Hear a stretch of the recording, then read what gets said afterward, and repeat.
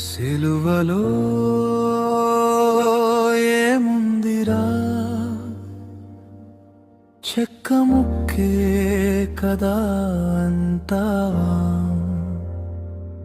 అదే సిలువపై నా పాప భారం మోసిన యేసు రక్తం ఉందిరా.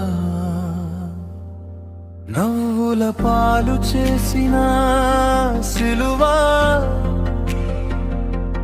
నొప్పుల కథ చెప్పే సిలువ, మన గర్వానికి అద్దం అది, మన పాపానికి శిక్ష అది.